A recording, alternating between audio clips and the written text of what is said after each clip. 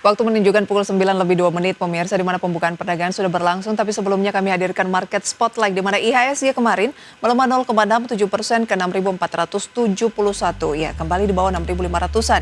Aksi capital outflow investor menjadi faktor penekan indeks harga saham gabungan atau pasar domestik.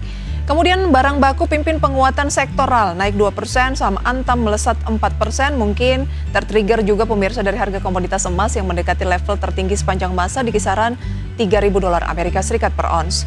Sektor teknologi anjlok 6,9%, disumbang saham seperti DCII yang kembali sentuh auto reject bawah dengan penurunan 20% pasca melesat signifikan selama beberapa hari terakhir. Dari Asia, pemirsa, beberapa agenda yang bisa menjadi perhatian adalah tingkat pengangguran dari Hong Kong di bulan Februari, dari Amerika indeks harga ekspor Amerika Serikat year on year di bulan Februari, indeks harga impor Amerika Serikat year on year di bulan Februari, kemudian pembangunan presidensial dimulai Amerika Serikat, man on man dan juga di bulan Februari, neraca perdagangan dari Uni Eropa di bulan Januari. Kemudian dari emiten pemirsa ada RUPS dari 3 emiten seperti CMPP, FASW, HATM, dan juga ternyata ada PJMS pemirsa ya. Update dari Bursa Asia yang mungkin bisa mencerminkan pembukaan di pagi hari ini. Kita lihat Nikkei Jepang kompak dengan Straits Times Singapura, Kospi dan Hang Seng menguat.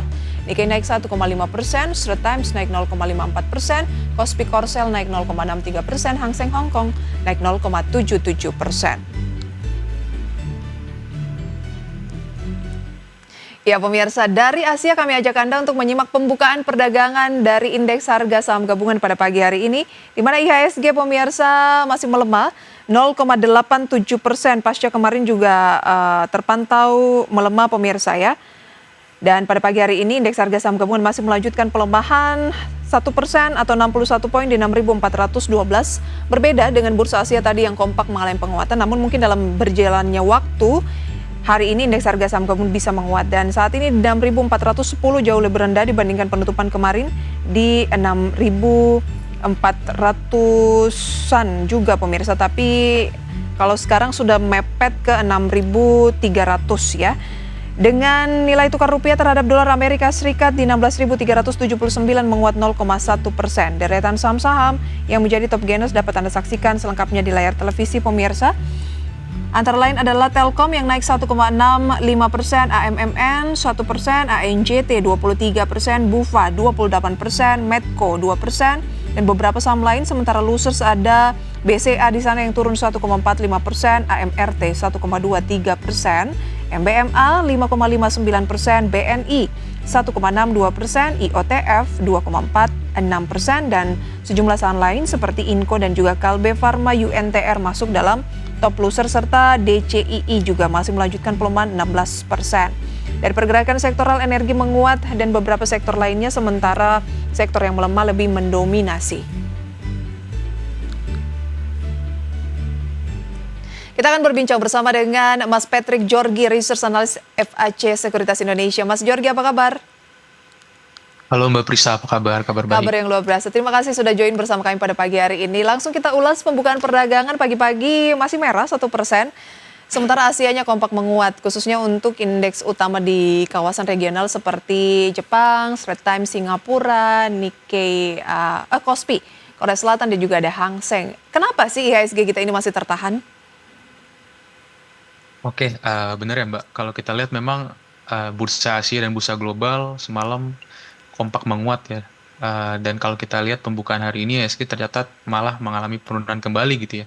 Bahkan setelah melemah 3 hari secara beruntun. Kalau saya melihat sih memang selain karena faktor eksternal ya, wait and see para pelaku pasar soal kebijakan suku bunga ya, Super Wednesday nanti hari Rabu, tapi juga dari sisi domestik juga sih Mbak sebenarnya. Ya, kalau saya lihat dari domestik, kita belum punya satu katalis yang begitu powerful sebenarnya yang menopang untuk pergerakan IHSG. Di saat yang sama, kalau kita lihat foreign flow atau arus dana asing, itu asing di bulan ini mencatatkan net sales sebesar 13 triliunan lebih gitu. Jadi itu menandakan bahwa kita masih belum punya power yang begitu signifikan sebenarnya Mbak. Apalagi asing punya pangsa yang besar di emiten-emiten big caps gitu, yang menopang pergerakan IHSG.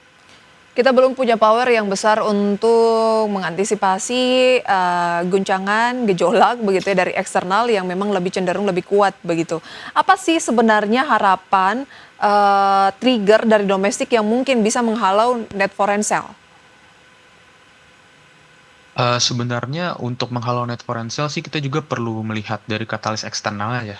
Mengingatkan nanti hari Rabu ada Bank Indonesia dan juga The Fed akan melakukan rapat ya. Diharapkan ada unpopular decision lah dari The Fed, yang dimana kan banyak yang diekspektasikan The Fed ini akan cenderung menahan gitu ya Mhm. suku bunganya di level 4,5%.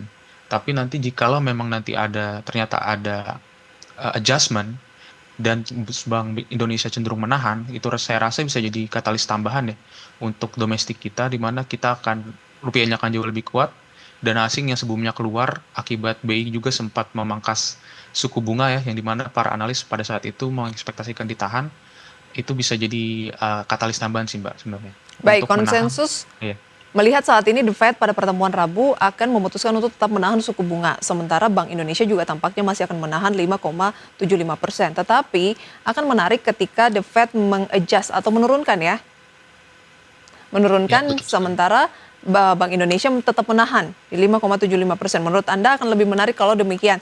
Tetapi peluangnya mungkin sangat kecil ya untuk The Fed mengadjust suku bunganya saat ini karena peluangnya menurut konsensus kemungkinan baru terjadi di bulan Juni. Iya, betul sekali ya, Mbak. Semalam itu ada rilis data retail sales ya, yang kecenderungannya di bawah ekspektasi pasar dan membuat pasar mengekspektasikan bahwa oh ekonomi Amerika Serikat udah mulai terdampak nih oleh adanya Trump policy gitu ya, kebijakan Trump nih. Udah mulai ada kekhawatiran itu sebenarnya. Dan cepat atau lambat pasti akan terjadi adjustment gitu ya.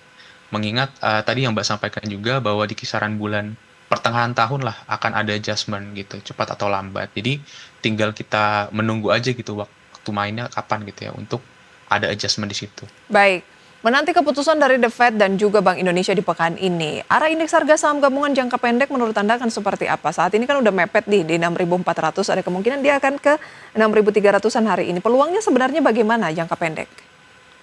Kalau kita lihat jangka pendek ya, sebenarnya peluang untuk terjadinya technical rebound cukup terbuka ya Mbak. Mengingat kita udah melemah sepanjang 3 hari saya beruntun. Dan jika memang hari ini juga melemah, berarti 4 hari saya beruntun. Jadi peluang technical rebound memang terbuka. Tapi peluang untuk melanjutkan technical rebound ataupun ada fase balik arah memang belum terlihat sampai dengan saat ini. Karena dari foreign flow-nya sebagai power kita belum begitu terkumpul.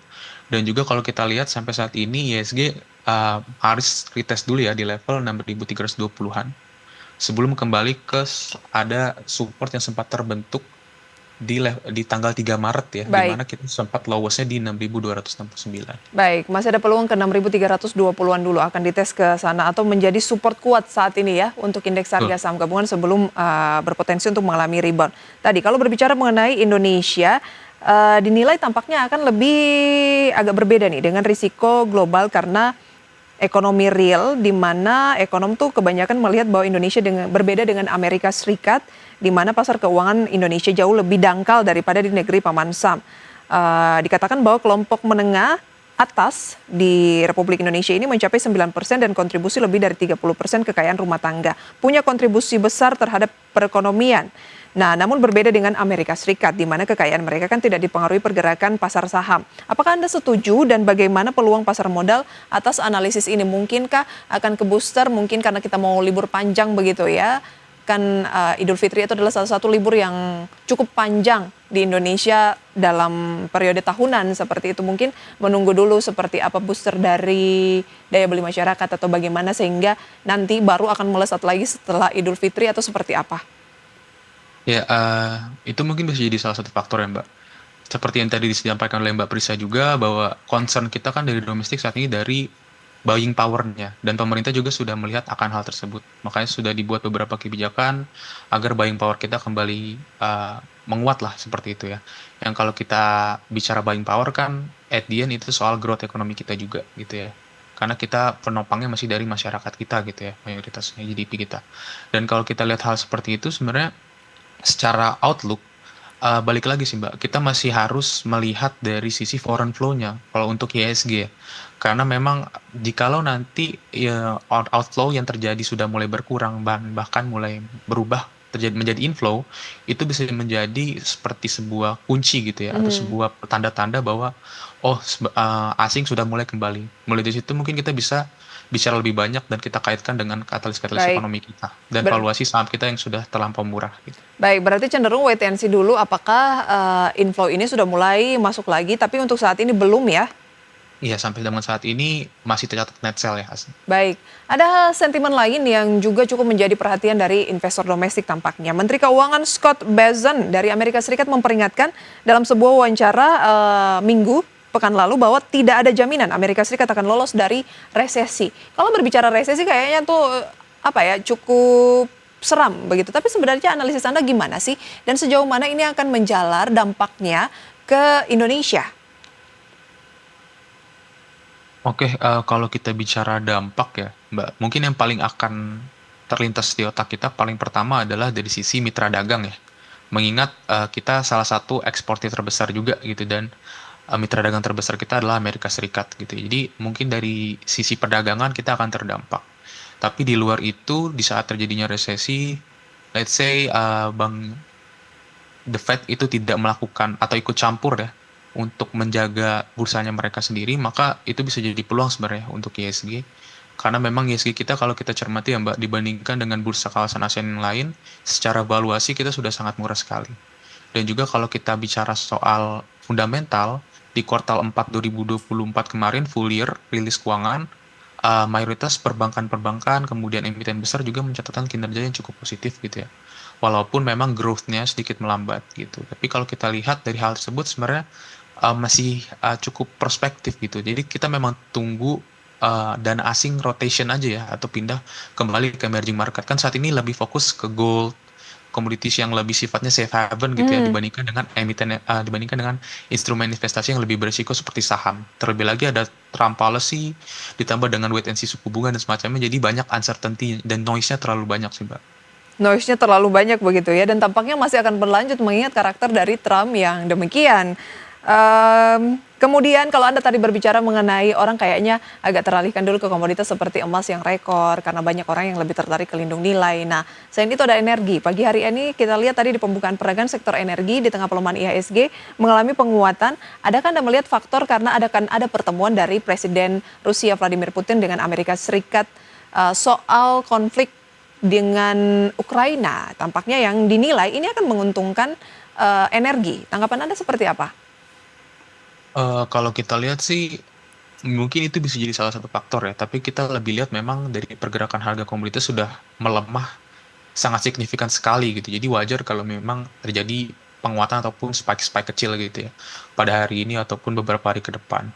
Dan kalau kita lihat mungkin untuk oil ya, untuk oil sendiri kan nanti akan ada rilis ini ya, cadangan Amerika Serikat yang diproyeksikan juga akan lebih rendah. Itu bisa jadi salah satu trigger juga tuh untuk crude oil itu sendiri gitu. Jadi sebenarnya untuk komoditi bisa kita manfaatkan kita katalis-katalisnya di tengah katalis yang gambaran besarnya cenderung lebih harus wait and see terlebih dahulu gitu. Baik, berarti cenderung bisa trading dulu di komoditas karena peluangnya lagi menarik. Nah, kalau bicara komoditas, apakah lebih ke emas ataukah energi?